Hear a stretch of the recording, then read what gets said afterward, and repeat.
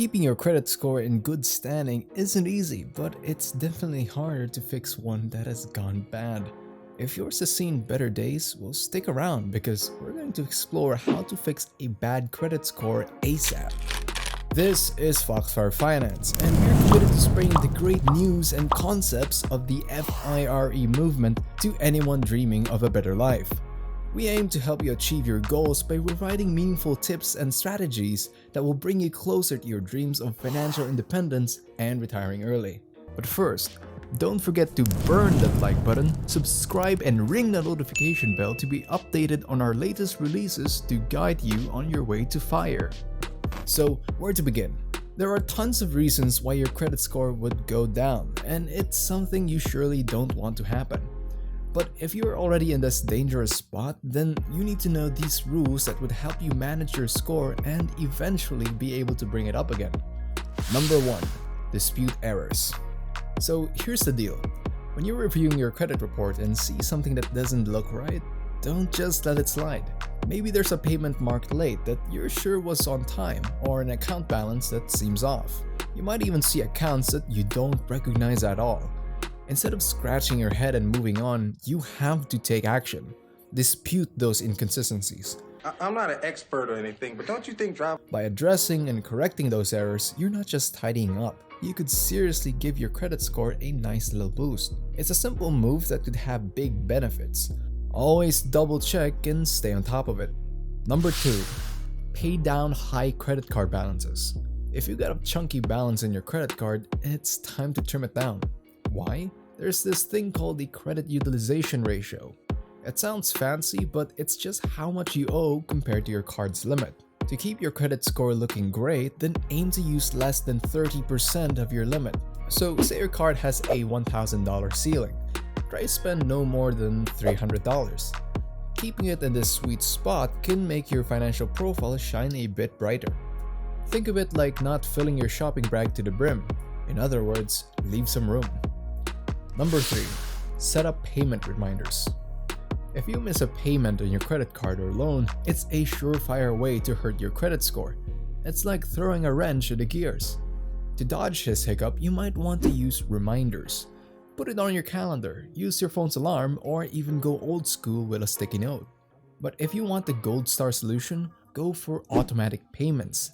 It's like having a backup plan that never fails. Doing this not only helps your score, but also takes a load off your mind. Stay on top of those due dates and keep that score shining. Number 4. Consider getting a secured credit card. If your credit score is lounging in the low-end pool, consider grabbing a secured credit card. Here's how it rolls. You put down a deposit, which acts like a safety net or collateral. Now I get it, getting another card might seem like you're moving backward, but here's the twist. Using a secured card wisely can be a ladder to rebuild your credit reputation. It's like training wheels for your car. As you make payments and show you're responsible, you're laying down the bricks for a stronger credit foundation. So it's not about adding more plastic, but about giving your credit a second shot. Now, let's move on to strategies that are more geared into long-term perspectives. We started with some quick fixes, but for a truly healthy score, think long-term. So, here's number 5. Don't close old accounts.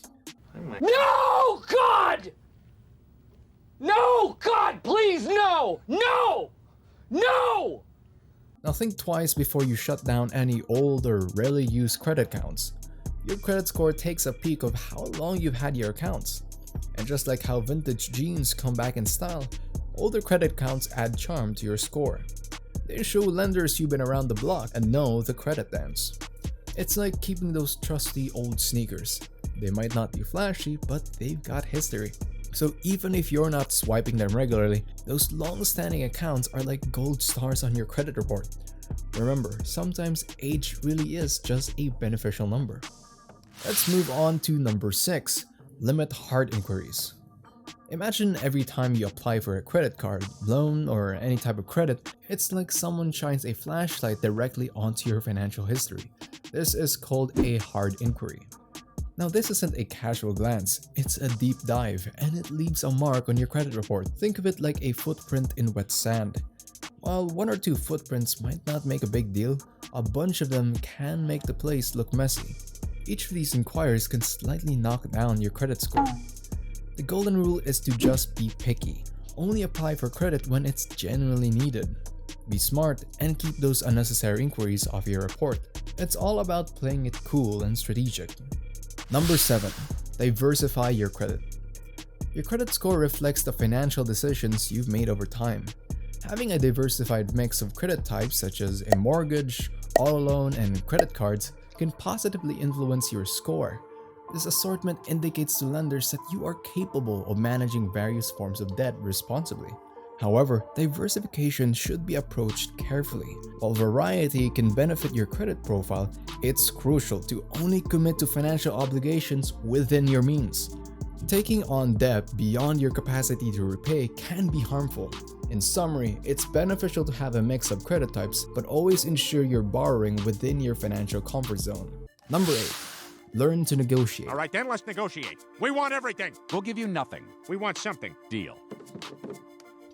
If you've got any debts lingering around, it might be a good idea to give the creditor a shout. Here's a little secret. Many times, they're willing to settle for less than what you owe. But here's the kicker.